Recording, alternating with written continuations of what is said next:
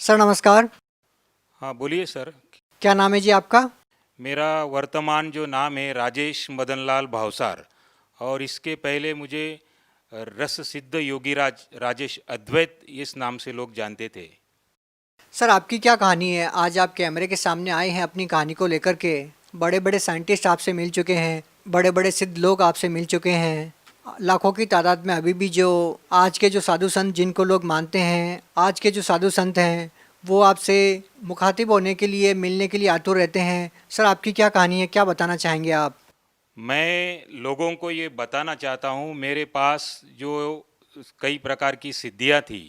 इससे पहले मैंने एक किताब लिखी है, देह सिद्धि, स्वर्ण सिद्धि और रस सिद्धि नाम की किताब लिखी है मैंने। क्या सर आप इसको कैमरे में दिखा सकते हैं? ये मेरी किताब है, देह सिद्धि, स्वर्ण सिद्धि और रस सिद्धि नाम की जो किताब है, इसको मैंने लिखी है। और ये मेरा आखिरी में ये फ़ोटो भी है। इसको ये जगत विख्यात रस सिद्ध योगीराज राजेश अद्वैत ये नाम से लोग मुझे पहचानते थे। इसके आप ये फ़ोटो देख सकते हैं। इसके पहले मेरी किस प्रकार की दाढ़ी थी। लोग मुझे मेरे चरण स्पर्श करके, ये पंडित लोग मेरे से आज जो लेके जाते थे, वो मैं रहस्य आपके सामने खोल रहा हूँ। आप एक देख सकते हैं कि ये जो मेरे हाथ में जो चीज़ है, ये संसार की अत्यंत दुर्लभ वस्तु मानी जाती थी। इसको शास्त्रों में और पुराणों में कहा है कि मृदुहा कोटिगुणम फल प्राप्ति स्वर्णलिंगा, स्वर्णात् कोटिगुणम फल प्राप्ति बाणलिंगा, बाणात् कोटिगुणम फल प्राप्ति नर्मदेश्वर लिंगा और नर्मदेश्वरात् कोटिगुणम फल प्राप्ति पारदेश्वर लिंगा। इसके आगे ये भी कहा है कि रसात् परतरम लिंग न भूतो न भविष्यति। इसका तात्पर्य ये कि सारा संसार आज जो शिवलिंग की पूजा कर रहा है, जिसको ये बताया जाता है कि मिट्टी से जो बना शिवलिंग होता है, उससे करोड़ों गुना पुण्य फल प्राप्ति सोने के शिवलिंग के पूजन से प्राप्त होती है। इस श्लोक का अर्थ बता रहा हूँ मैं आपको। और सोने से करोड़ों गुना पुण्य फल प्राप्ति, जो दूसरे ग्रह से जो उल्का आती है, उसका जो पत्थर, उस पत्थर से जो लिंग बनाया जाता है, उससे करोड़ों गुना पुण्य फल प्राप्ति होती है। और उससे भी करोड़ों गुना पुण्य फल प्राप्ति जो नर्मदा नदी में निसर्गता तैयार हुआ मिलता है, उससे प्राप्ति होती है। और उससे भी करोड़ों गुना पुण्य फल प्राप्ति ये जो पारे से बना हुआ संसार का अत्यंत दुर्लभ पारद शिवलिंग, ये जो आपको दिखा रहा हूँ, इससे प्राप्त होती। इसको कहा है शास्त्रों में कि रसात् परतरम लिंग न भूतो न भविष्यति। ये पारे का शिवलिंग है, आप देख सकते हैं। सर इसकी महत्वता क्या है? आपने जो ये बनाया है शिवलिंग, सर इसकी महत्वता क्या है? पारा मतलब कौन सी धातु है, मतलब क्या है इसकी कहानी? सर मैं आपको दिखाता हूँ पारा, एक मिनट में। ये जो आप देख रहे हैं सर, कि ये जो है ना, ये इसको मर्क्यूरी बोला जाता है और ये हाथ में नहीं उठाया जाता है। इसको जो है भगवान शिव का वीर्य कहा है।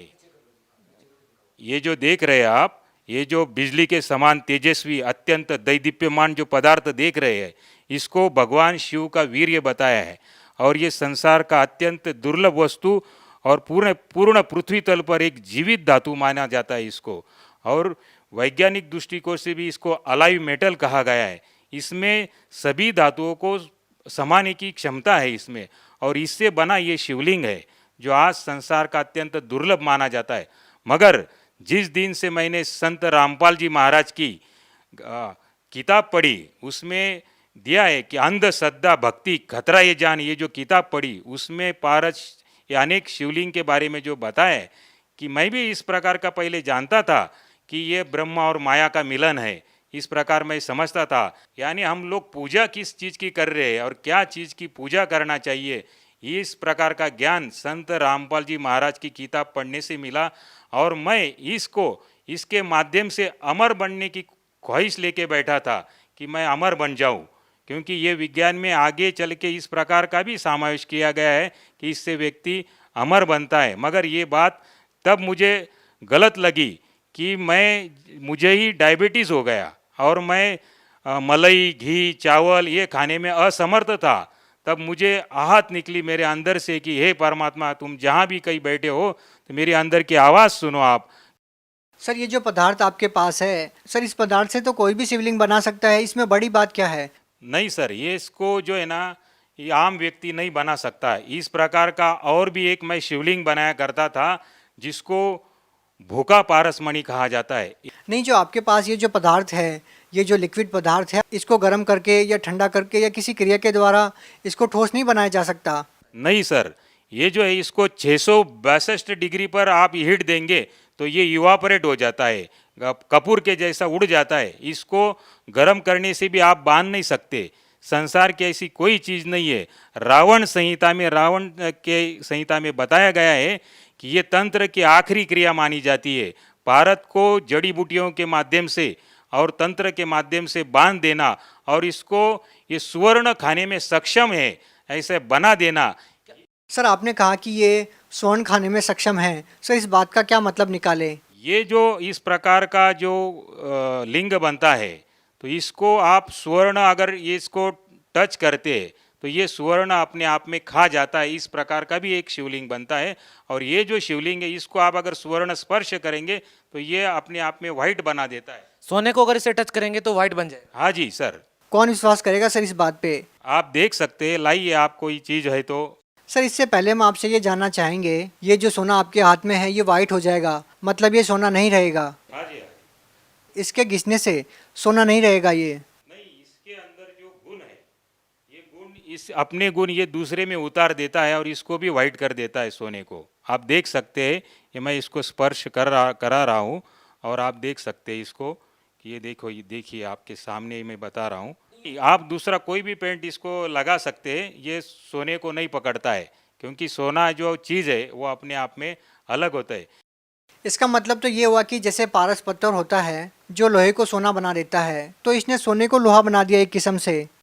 नहीं, ये नहीं कह सकते हम, मगर कि जो दूसरा आता है इसमें से जो ये सोने को खाता है, भूखा पारसमणि, बुभुक्षित पारस कहते हैं इसको, तो ये सुवर्ण खा जाता है और ये इसकी जो क्षमता है वो कितना पचा जाएगा अपने में सोना, इसका कोई अंदाज़ा नहीं रहता है।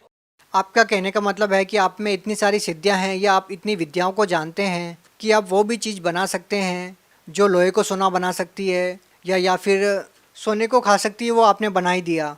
हाँ जी, मैं कुंभ मेले में भी जो है मेरे पास गाड़ी भर भर के ये जो नागा साधु वगैरह सब लोग आते थे और मैं ये पारे के माध्यम से चांदी बनाने का प्रोग्राम दिखाया करता था कि ये सारी चीज़ रखी हुई है और इनसे आप ये चीज़ इसमें डालेंगे तो इस प्रकार का सोना चांदी ये मैं बना के खुद लाभ देता था लोगों को। मगर जिस दिन मुझे ये समझ में आ गई कि ये जो ज्ञान जो है ये अधूरा है, संत रामपाल जी महाराज जी का मैंने सत्संग देखा टीवी पे और उसमें वो बता रहे थे, उंगली घुमा के ऐसे बता रहे थे कि ये ब्रह्मा विष्णु महेश भी नाशवान है और इनकी भी जन्म मृत्यु होती है।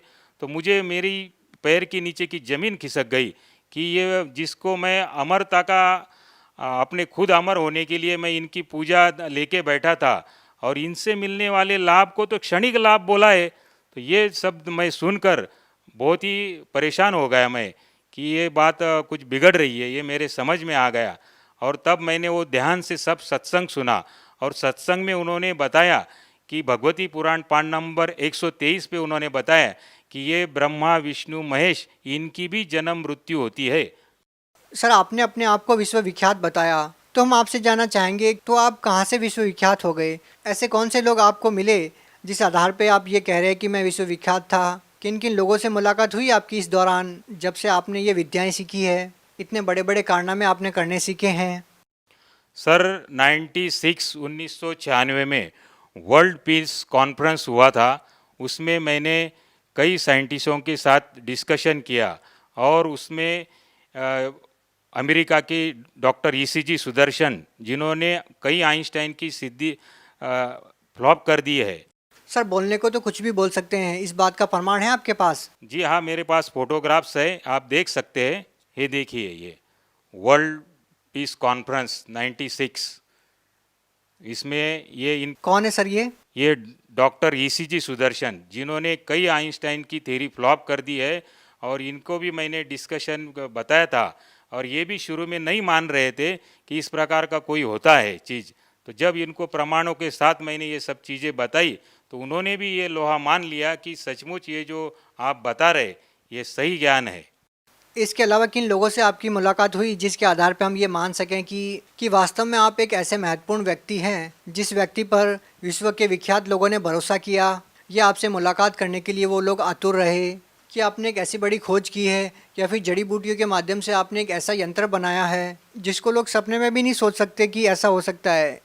सर, जैसे आप देख रही है हाई कमिश्नर ऑफ टांजानिया, इस प्रकार के कई जो दलाई लामा वगैरह इन सब लोग, दलाई लामा से भी आपकी मुलाकात हुई है? हाँ जी, वर्ल्ड कॉन्फ्रेंस में आए थे, उन लोगों से भी डिस्कशन हुआ मेरा। और जो ये किताब में बता रहा था उनको कि इस जो ज्ञान के ऊपर चर्चा कर रहा था, जैसे वो लोग नाथ संप्रदाय को सिद्ध मानते थे और उसमें क्या लिखी बात है वो उनको समझ में नहीं आती थी। उनको मैंने कहा कि मेरे पास ऐसा ऐसा ज्ञान मैं हिमालय में रह के सीख के आया हूँ, मैं 8 साल मैंने हिमालय में रहा हूँ और कई प्रकार का ज्ञान हस्तगत किया है, मगर उनको ये भरोसा नहीं होता था कि हमने पहले ही ज्ञानेश्वरी पढ़ रखी है, पीएचडी कर रखी है, आप क्या नया बताएंगे। तो मैंने उनको एक श्लोक बोला, तोरस मोरस गंधक पारा, जिन वीचे दीजे नाम सहारा, नाग मार नागिन को दे, गोरख कहे खप्पर भरी कंचन ले। इस दोहे का आप ट्रांसलेट करके बताइए तो मैं आपको मान लूँगा कि आपने पीएचडी की है। तो उनको वो बता नहीं सके, क्योंकि ये जो पूरी रासायनिक क्रिया है और केमिकली क्रिया है कि इसके माध्यम से, पारे के माध्यम से सोना बनाया जा सकता है। शॉर्टकट में इसके सारे रहस्यों को जब मैंने खोला तब उनकी बात समझ में आई, क्योंकि आखिरी में स्पष्ट रूप से कहा है कि गोरख कहे खप्पर भरी कंचन लीजिए। कंचन में स्वर्ण, जो मटके का आधा भाग होता है उसको खप्पर बोलते हैं। ओ, इस प्रकार का खप्पर भर के आप कंचन स्वर्ण बना सकते हैं, इस प्रकार की विधि उसमें छिपी थी। मगर इतना होने के बावजूद, ये सब होने के बावजूद भी मैं आपको बता रहा हूँ, समाज को बता रहा हूँ कि इस प्रकार के जो हम लोग शिवलिंग के ऊपर आश्रित हो गए, तो ये अपने आप में ये यूजलेस और इसका कोई मूल्य नहीं है अपने जीवन में, ये आप समझ लीजिए।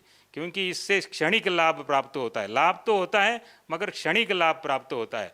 और इसकी इतना, जितने ये स्वामी है उतने मनुष्य की एक श्वास की कीमत संत रामपाल जी महाराज ने बताई है कि मानुष जन्म दुर्लभ है, ये मिले न बारंबार, जैसे तरुवर से पत्ता टूट गिरे बहुर न लगता डार।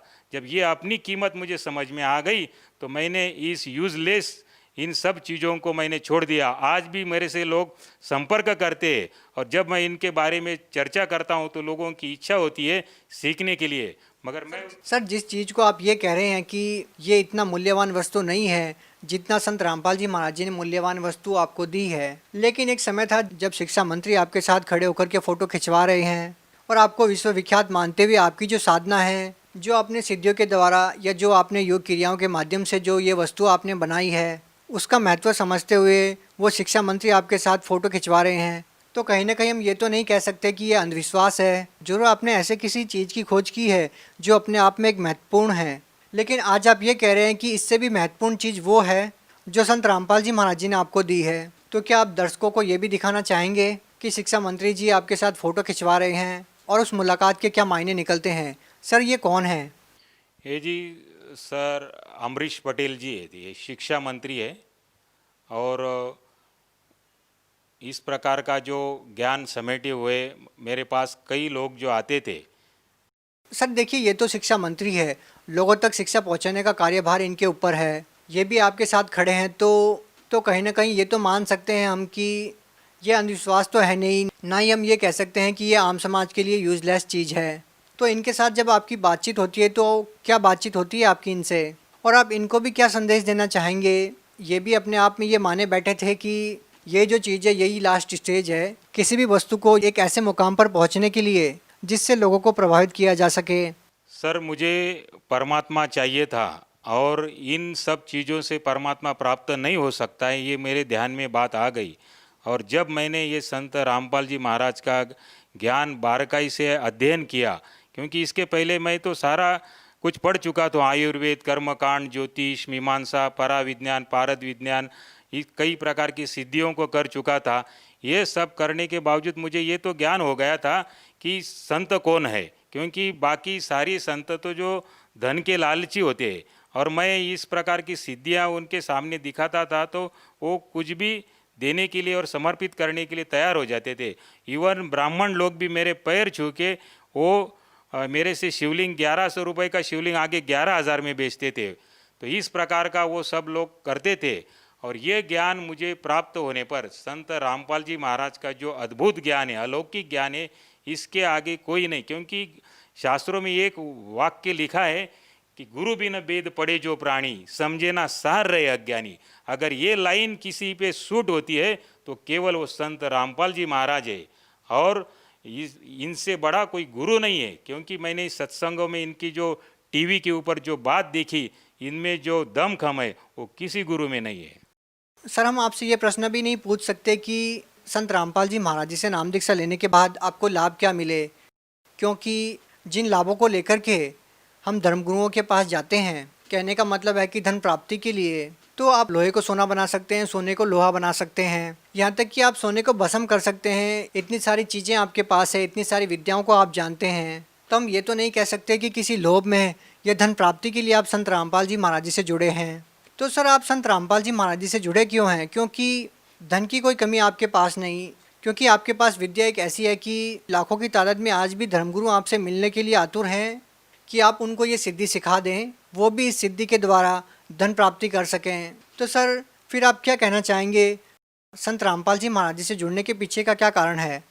संत रामपाल जी महाराज का जब मैंने बारकाई से अध्ययन किया तो ये पूरे शास्त्रों के अनुसार सब चीज़ बताते हैं, जो हमें पहले समझ में नहीं आती थी।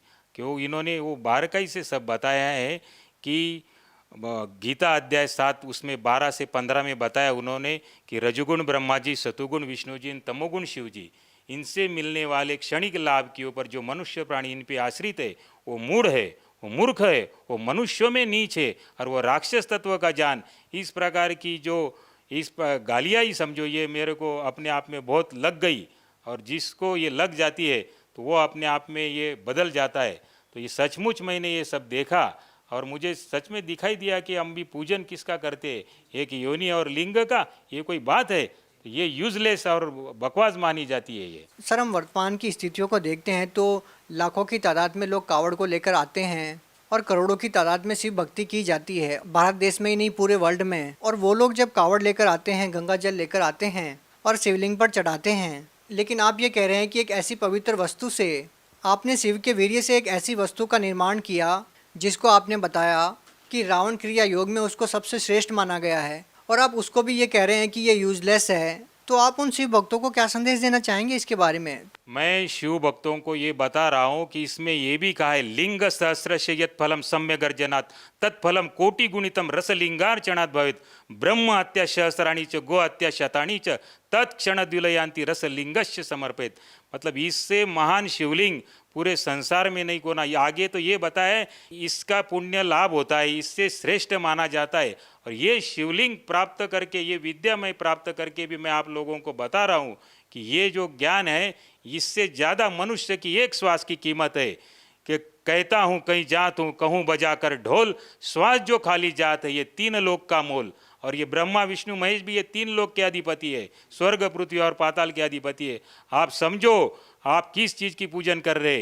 हे मानव जगत, आप जागो कि ये संत रामपाल जी महाराज जो दिखने में सामान्य से दिखते, ये कोई साधारण व्यक्तित्व नहीं है, ये आए हुए परमात्मा ही है। आप इनको परखो, इनके ज्ञान को समझो।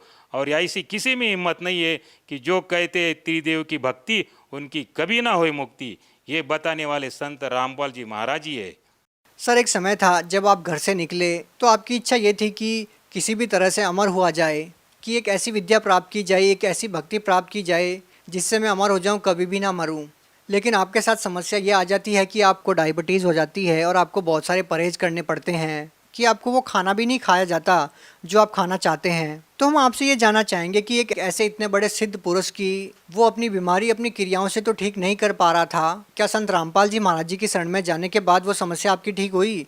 हाँ जी, जैसे ही मैंने संत रामपाल जी महाराज जी से दीक्षा ली तो मुझे अपने आप में समझ में आया कि मेरे शरीर में कोई परिवर्तन हो रहा है। और इस प्रकार का परिवर्तन हुआ तो धीरे धीरे ये सब चीज़, मैं पहले मलाई खाता नहीं था और चावल नहीं खाता था और दूध भी पीने से मुझे डर लगता था।